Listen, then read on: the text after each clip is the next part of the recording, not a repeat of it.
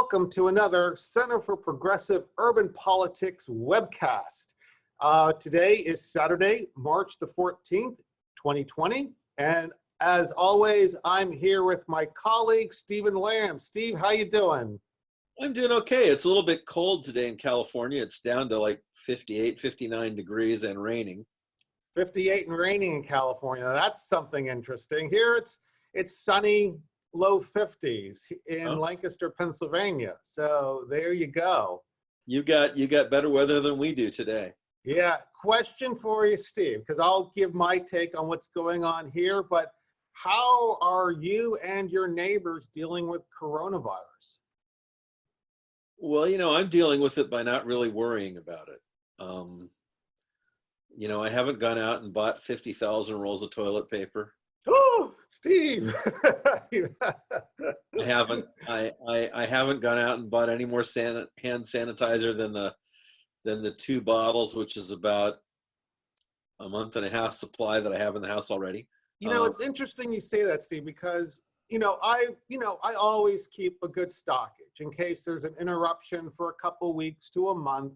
I'm pretty good. And I topped things off about a month ago. But I have a friend, you met him, KMO. Sure. And he does a lot of this intermittent fasting and then fasting for a few days. And if we're in a real emergency, we're all going to be eating a lot less. And KMO's going to be suffering a lot less than us because he's used to that shit. Yeah. But what he tells me is, hey, when you're not eating a lot, you're not shitting a lot. So why the reams of toilet paper? I'll never know. Well, Jeanette and I went to the supermarket this morning, and we went at 7:15, which is very unusual. 7:15 a.m., not p.m. A.m. Mm-hmm. But we went early because it's just been so crazy, right? And I've heard that. I've talked to 3 people from Southern California, and they say it is madness in the supermarkets and the Costco. So please go on. Yeah, and so it was just insane. Jeanette tried to go yesterday, so we went today early in the morning. We got there 15, 20 minutes after the supermarket opened, mm-hmm. and already the parking lot was full. I had to park a block away. And by the time Jeanette got into the store, the line of people buying stuff was all the way to the back of the building. That was the Sprouts in La Cañada. You're familiar with that one? Right, yes, I am. And that's not like a major supermarket by any stretch. No, the majors were even more crazy. And from what I understand, for those who don't know, Sprouts is kind of like a more local Whole Foods, I guess you can call it. It's smaller, cheaper, more casual Whole Foods, I would say. I was talking to my buddy Sam in LA, and he went to a Whole Foods, and it was a mob scene. All the staples were being pulled from the shelves. Well, I'm laughing because, everyone's picking all the foods first that weaken your immune system. All the pork was gone. All the chicken was gone. All the potatoes were gone. All the bread was gone. I mean, like, I'm there 20 minutes after they open, right? And so what were you guys picking up? Well, I was picking up duck eggs and goat yogurt and dates because we were out of dates. And pears, because if you're buying fresh fruit and vegetables, no one's touching that stuff, right? They're touching all the stuff that makes it harder for your body to resist disease. Interesting question, Steve, because we're going to move along and get to our real crux today, which is we want to talk about the vacancy taxes in California and LA and other places that I really am eager to get your thoughts on. But what are you doing to, I'm sorry, go ahead. This is another story that just ties directly to China. Almost all roads lead to the Silk Road, basically. Interesting. Now, what are you doing personally, you and Jeanette, to keep the immune system up and healthy and all that good stuff? Well, the first thing I'm doing is I'm not panicking. I'm not worrying. I'm eating double the amount of garlic raw I normally eat, which is about 2 cloves. I was listening to a podcast a year ago, and the woman being interviewed recommend like half a clove every day to keep that immune system up. And I do that whenever I kind of feel something going on. That's one of the things I do too. Yeah, get it American sourced, because in China, Mm, where a lot of our garlic comes from now, they grow it on recycled human sewage. gotcha. Not really a great idea. So yeah, if you get it from Gilroy, California, it's illegal in California to actually fertilize crops with recycled human sewage. So Gilroy is a really good source. Okay, well, interesting. For me, I'm kind of following Cliff High's advice. For those who follow our channel, I've done a podcast with Cliff High, and he is a real big fan of the chaga mushroom. So I've got tinctures of that. Chris Martinson and both Cliff High agree that uh, elderberry, black elderberry, is good for the immune system. And I just crank down vitamin C and B. And uh, I don't know if I should tell people, because you know my source of vitamins, Hmm. locally produced there. I just don't want to see her and her small company get overrun. No, no, she'll be sold out in a week, Yeah, she will. And they're incredible quality vitamins. So I get my C's, B's, D's, E's, and People, if they're other. really curious, they can go back through our older Yes, podcasts and find out who we're talking about. But right. I'm not going to give that away to new initiates. There you go.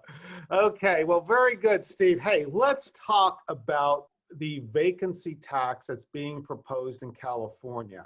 Now, to kind of set the background for this, and I'm going to share our screen here. Okay. A while back, it was actually in 2016, Hmm. you did a blog. You know, Okay. it's amazing. This is going back 4 years, Steve. Yeah. You did a blog called "Increased Taxation and Centralized Authority Are Not Enough to Answer Homelessness." And what you advocated for, as opposed to billion-dollar bonds to build homeless apartments and things like that, you were literally talking about granny units. Right. Just getting rid of that red tape that really prevents people from building what could be a lot of additional housing at no cost to the taxpayer. Individuals would absorb it because there's a financial, they would either be able to let them out and and get the rents, or they would do it as a place to put a relative, something like that. So yeah, Well, I thought it was pretty darn California, timely. Go ahead.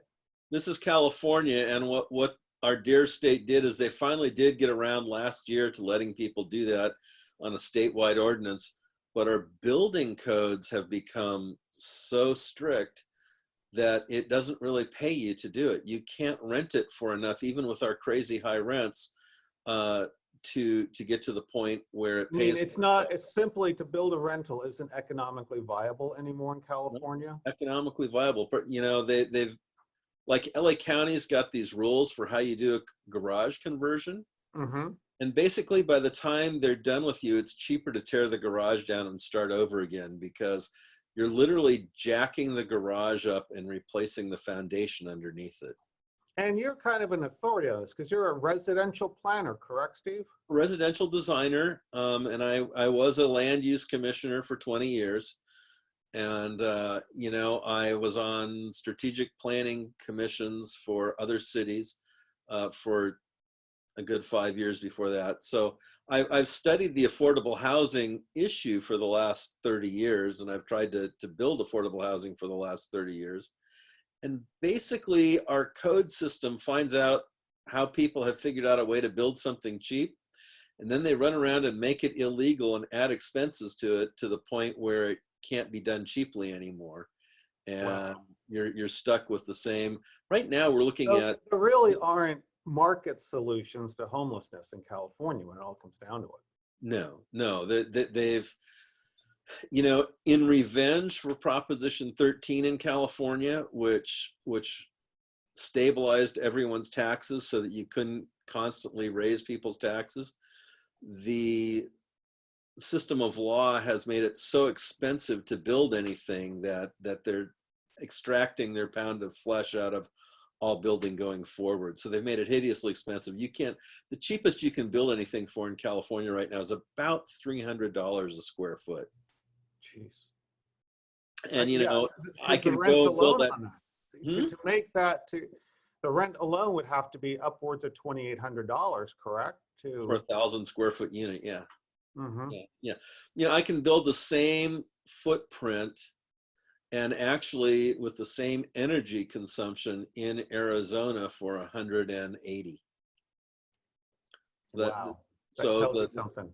the California codes are worth $120 a foot, basically. Oh my gosh, crazy. Well, Steve, I want to get into what we're here to talk today about, which is, and this is something we've discussed for years, and Mhm. it's essentially investors coming in, buying up residential properties and sitting on them.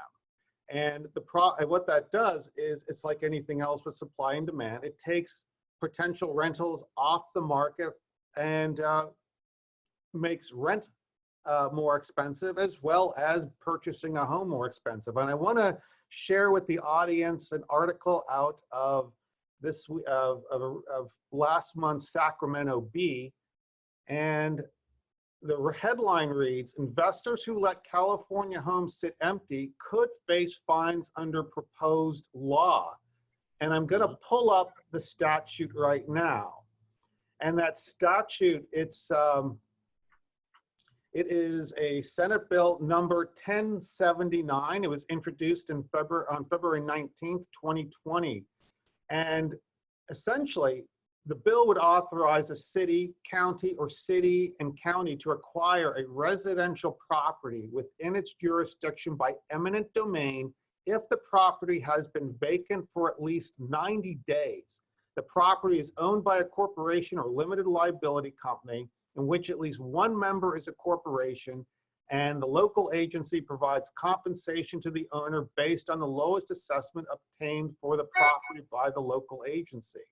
The bill would require the local agency that obtains the residential property pursuant to these provisions to maintain the property and make that property available at affordable rent to persons and families of low or moderate income, or sell it to a community land trust or housing sponsor as specified. So what do you think of that, Steve, in terms of a solution? Is it something that's just hacking at the limbs of a problem? Is it getting to the root of the problem? What's your take on that? Well, it's kind of funny because this was my proposal back in 2016 to then. I remember what was Antonovich still in office at the time? Where the county, Antonovich was still in office. He right? was I remember that. And we had two issues that I was trying to get them to address. I wanted to tax commercial property because there's a special deal in the law where if you own commercial property and it's empty, you can write off against your income what you say the rental value of that would be. So a lot of people are leaving portions of their commercial property empty and raising the rental rates And and they're getting, then writing it off as a loss. can you Right? say loss carry forward for me? Exactly. Beautiful. That's the kind of deal you wish you could get, right? But then the other thing was, I know several people in the Pasadena area who are making their entire living by going from apartment or condo to apartment and condo and doing nothing but turning on the taps, flushing the toilet once every couple weeks, just to make sure all the plumbing stays in order. Because these units are empty and roughly, you know, we've been building like crazy in Southern California, You just like. have been. I mean, I lived for a period of time in the downtown core. I Oh, was yeah. back for our board meeting late last year, and I could hardly recognize the place. And that was just several months that had gone by with all the building. And what's amazing about that is in the downtown core, as many as half of those units are empty. And they're empty because a lot of people from around the world, a lot of people from Persia, a lot of people from Turkey, a lot of people from China, they're buying units and holding them as kind of like when the shit hits the fan, I'm going to go here, kind of an emergency landing spot. And that's great and all, except there's no housing for citizens. There's no housing for poor That citizens. hedge is helping to spur on homelessness and financial insecurity among Absolutely. citizens. that hedge is the worst thing in the world that's happened. Like if you're a Section 8 person, Mm-hmm. you know, there is no Section 8 affordable housing in Los Angeles County. There's none. Hmm. The county maintains a 5-year-old out-of-date website that lists a bunch of landlords who don't have anything for rent. None of the landlords are renting Section 8, basically. I mean, hardly any. Hmm. And we're tearing down truly, honestly, affordable units that working class people are living in. And we're building these things. And, you know, the state of California has a very strange way in which they define an affordable housing unit. Okay. An affordable housing unit is one that's at 80% of the surrounding unit cost. So let's say I build $1 million house, and next door I want to have an affordable unit. That affordable unit can be $800,000, and I can probably get a state subsidy to build that unit. Steve, I have another question for you, and this deals with a federal program called EB-5. It's an Okay. EB-5 visa. It's where someone can invest over $1 million in a project. A lot of these are actual. It's not like we're building a manufacturing, some kind of processing plant. You can actually invest in a real estate scheme. Yes. Is that a fact? Do you see that as a factor as well? That's spurring on just a lot of residential development, but solely for the purpose of investment, not really meeting demands? Well, see, it's really complicated when you talk about demand in California. Because in California, where I am, 100% of the demand is immigration. If you look at people born in the United States who live in California, there's been no growth for 30 years. And are we also seeing well, I mean, I guess I'm a classic example of that. 4 years ago, I left California, and I'd been in LA for 20 years, but it just got it was unaffordable for me. Right, it is totally unaffordable. And you know, the thing that amazes me, like when I drive around my neighborhood where I've lived most of my life, is there were houses in my neighborhood that were okay, not in the best condition, but that were semi-rural. The people grew their own food, you know, they owned an old car, all that kind of good Altadena stuff. And those houses are full of millionaires not born in this country. I mean, you know, 20 years ago, this house was owned by an old black guy, for example, the house down the street from me, who grew corn in his front yard. Okay. And he had like a 64 Thunderbird that needed restoration, which is why I, of course, noticed the house. And, you know, now we've got a very nice Asian family that live there with, you know, 3 Mercedes Benzes and a Zero-scape lawn, and the whole place has been repainted, you know. So that's changing. But there's no place anymore for working class Californians. You're either very poor or very rich, or like me, you're almost retirement age. Right. And if you're not rich, you're doubling up on housing. I was talking to a woman, a hairstylist, the last time I was in LA, and she said the problem with dating men, and she was in her late 30s, is no one lives alone. They all have roommates. Yes. Well, what I've been finding is, you know, when you're a designer, your natural client base is really slightly older couples whose kids are 10, 15, 16 years old. That's kind of like when people do their big remodels, right? Well, so traditionally those would be people who were like 38 to 45 years old. Those people are all still living in extended adolescence. They're living 5 adults to a house in Koreatown. And they've all got roommates. They've all got jobs. But the problem is, you know, the average job in California only pays $48,000 a year. That's the average wage. Well, when a single apartment is $2,000 a month, you know, that doesn't leave you any money for car insurance, food, you know, little weird things like that. So do you think this piece of legislation, if it passes, will impact things positively, or will it just be another regulation piled on top of regulation? You know, I'm not for state power, generally Mm. speaking. But the problem is that the state has, through the state and the federal government, through really bad policies, have already distorted the market. And the only way to distort the market back, since we're distorting everything, I mean, I think the real answer is to not allow non-citizens to own land, period. Now, But I want to share something else with our audience, Steve, and you. And I heard about this on a podcast. James Howard Kunstler was talking with a new urbanist, Mhm, and they were talking about what's going on in Vancouver, British Columbia. A mhm. lot of overseas Chinese coming in were buying up properties, and he would talk about how whole condo buildings on any given evening are dark. Yeah. Oh, yes. So they You, introduced a speculation and vacancy tax. excellent. Yeah, the speculation-based vacancy tax is an annual tax based on how owners use residential properties in major urban areas in British Columbia. And now I understand that last month someone is suing over this. I don't know how that's going to work, but they've already taken action on it. Yeah, you know, I think, look, if you've got, we have a housing emergency. We have 60,000 people living on the street in California. We have 200,000 empty units at least in California.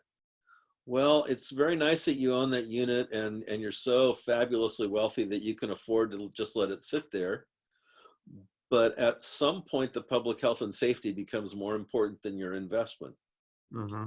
And you know, whether we tax them into the point where they lower the rent and let people in, or whether we take them at this point, it just doesn't really matter to me, because we're in a crisis and we haven't been managing any of our laws to the benefit of our citizens.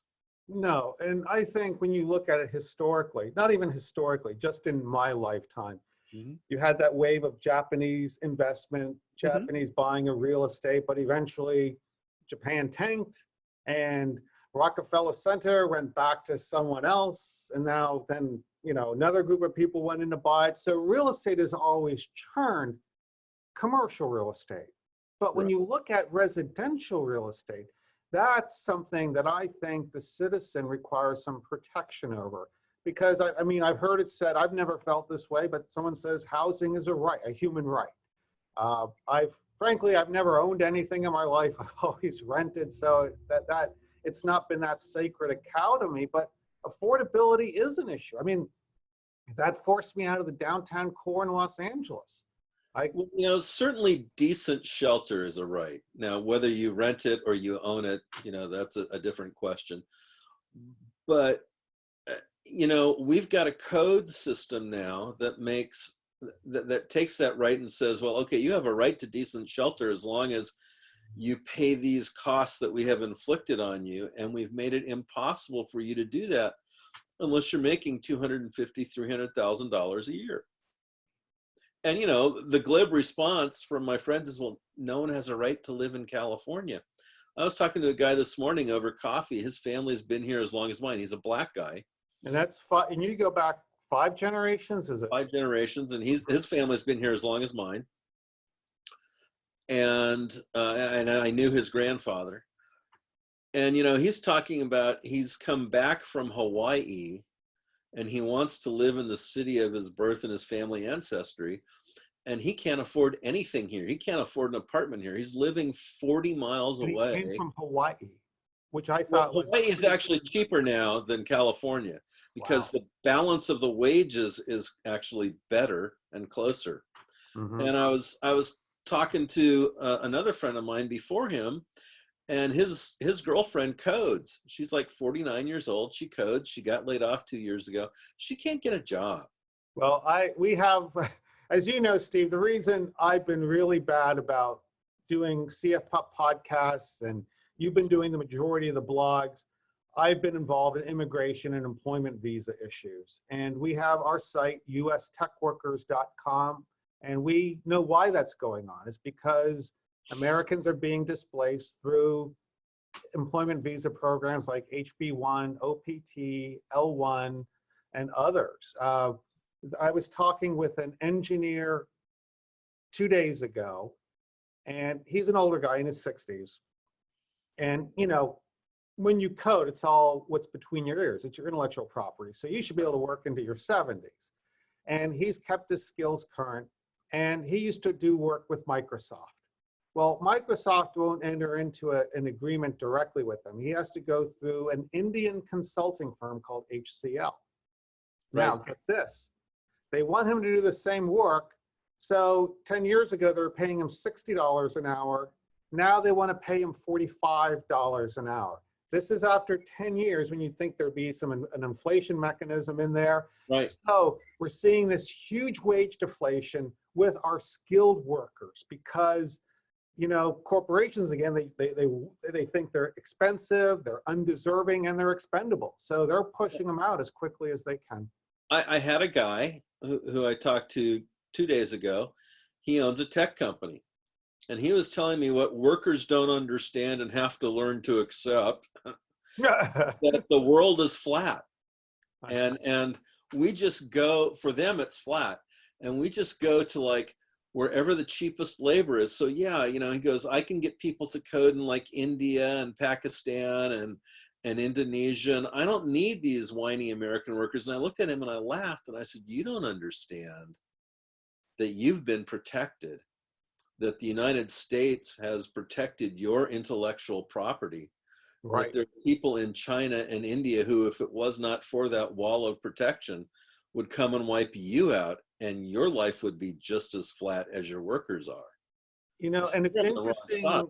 Yeah, it's interesting you say that, Steve, because a couple of weeks ago, I was at an event and I had a long sit down with a fellow who is an engineer. He's heads a department in a large, well-known technology equipment manufacturer. Okay. And we talked about this for a couple hours, and he agreed with everything I was saying, because he's been instructed, for instance, all right, here's 14 people. You need to select who's going to be replaced by someone in India. Right. These jobs. And he's been pushing back saying, I need to evaluate these people in India. And he told me something interesting, which kind of gave me a glimmer of hope, because he said what they've been doing since 1990 is evaluating efficiency. So that's how cheap you can get something done for, how many bodies, all of that. And work for Boeing. Yeah, really. And it was HCL, who I mentioned earlier. They had outsourced their software development to HCL, paying people $9 an hour. That's at least an $85 an hour job by a pro here in the United States who knows what they're doing. But yeah, check this out. What this engineer told me was they're moving the measurement now to productivity, because what they're finding, yes, they've been able to save personnel costs and all of that, but the total cost is much higher because they're having to put up with things that don't work and constantly sending them back. And the biggest problem has been innovation.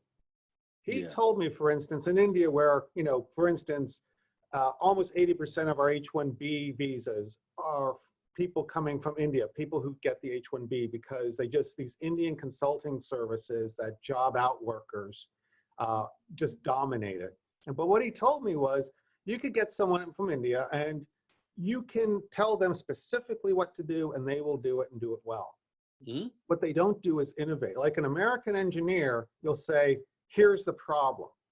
2 weeks later, they'll come back to you and say, here's a solution. Well, and not only that, you know, having worked in all sorts of businesses where people make things, there's a weird thing in the sort of Western brain that I don't think is necessarily in employees in the rest of the world, where a Western guy, well, when he's doing it, he goes, yeah, this is what the boss wants and I can do that, but man, if I did it this way, I could do it better. And they'll just go to the boss and tell them, and the boss will say yes or no. But they'll keep doing that anyway because we've just got a culture of innovation. We've got a culture of inventors. We've got a culture of scientific inquiry, whereas a lot of these other places have a culture of serfdom. Yeah, it's a caste system. Yeah. You made me think of a book I read back. I actually met the author back in the 80s. It was called, he wrote a book called Oriental Despotism. And he looked at it as the difference between rice culture versus wheat culture, where in rice culture, you had to have a huge community effort come together to build out the water infrastructure. Right. Whereas in a wheat culture, it's pretty much an independent farmer can make their way. And then that kind of takes us right back literally to the Greek farmer was really, that's where democracy, that's where innovation really began in the West, I think. But you just brought that was just one of those thoughts that came up. So yeah, I mean, in India, for instance, you have a caste system. And that, I think, is an inhibitor of innovation. Anytime you have a stratified structure like that, it's not good. Well, Steve, we are coming up on, on the end of our time. Oh my, okay. Well, I was going to say real quickly though, getting back to our regulation of the empty units and seizing them or taxing them. This is a good idea in a system where we're stealing American citizens' wages preferentially to give low wage work to non-citizens. And there's really nothing else you can do. And of course, those non-citizens who are hiring armies of other non-citizens in America, because this is an entire plantation, only the plantation now has escaped the American South and it's gone to the global South, basically. Right. And so the people who are the overseers of that plantation, they're able to buy this property in America. And they're further at war against the American citizen, making even their housing out of reach with what jobs they can get locally. It's really an obscenity. Yeah, absolutely. So, okay, in addition to, if this bill were to pass, which I think that the kernel of it probably came from you, what are the top 3 things California should do to lower fight homelessness and improve affordability? Well, California can't do them really. They're really a matter of federal policy. We need to have a federal policy that severely limits immigration. We need to have a federal policy that says, if you want to be an immigrant, you can't move to these various areas of the United States that are heavily impacted by immigration. You cannot colonize an area, you know. So in California, 40% of the population was not born here. So, you know, California is heavily impacted. It was funny. I said to someone the other day, you know, if you want to move somewhere, if you're an immigrant, you need to move to Nebraska. And the guy said, well, funny you should say that. I'm consulting with a guy who's got a business in Nebraska, and it's all H-1B Indian workers. Yeah, that is we need to cut that out. Abnormality, because what they'll be able to do is colonize that area with a bunch of indentured servants, essentially. Because let me, for the listeners and watchers on our YouTube channel, explain how they get an indentured servant with the employment visas. You know, H-1B, if you in the lot, you get the lottery and you get to come here as a quote unquote skilled worker. And I put that in air quotes because it's usually not the case, or quite ordinary workers. So you'll have the employment visa for a year, or 3 years, excuse me, 3 years. Typically they're renewed for 3 years. That's 6 years that you're with that employer. Now the employer, not you, can sponsor you for a green card.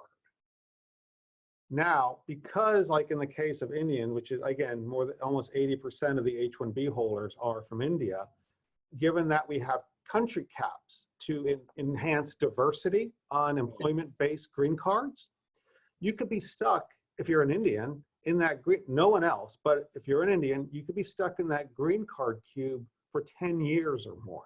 So that's 16 years an employer has an indentured servant, essentially, on that, through using that employment visa program.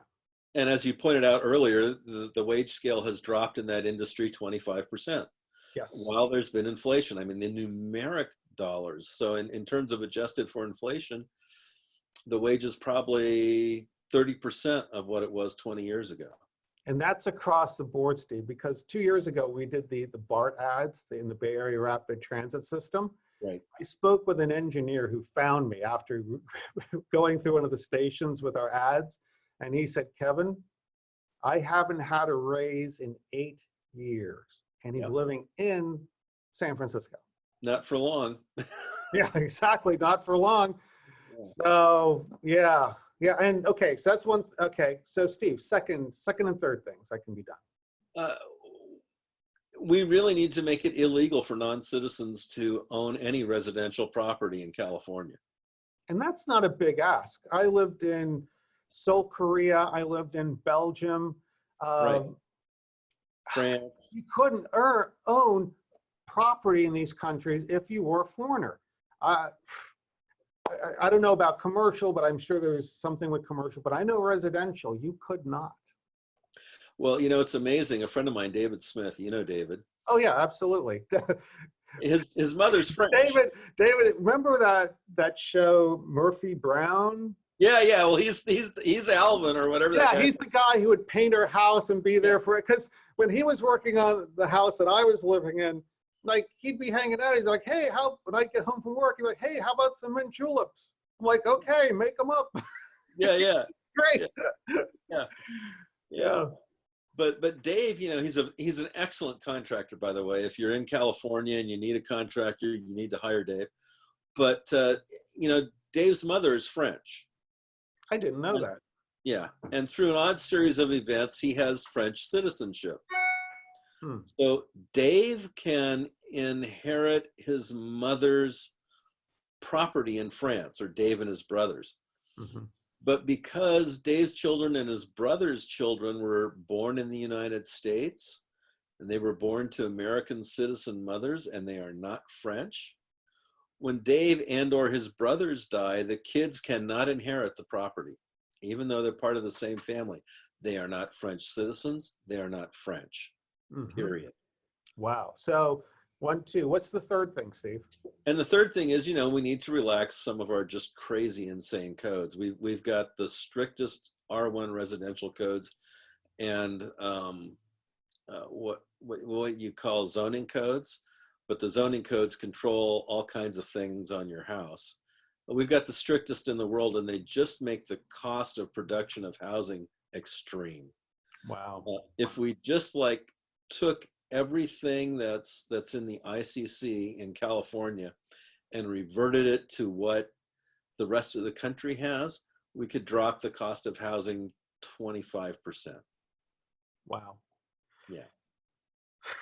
There you go. Steve, it's always a blast talking to you, keeping me informed of what's going on the West Coast. And to our listeners and watchers on YouTube, thanks so much for joining us. If you liked what you saw today, please give us a thumbs up. Also, be sure to subscribe to our channel as well. That way, when we do new podcasts, you'll always be informed. And again, thanks so much for joining us today. Steve, thank you for joining me here. Thank you, Kevin. Have a great day. You too.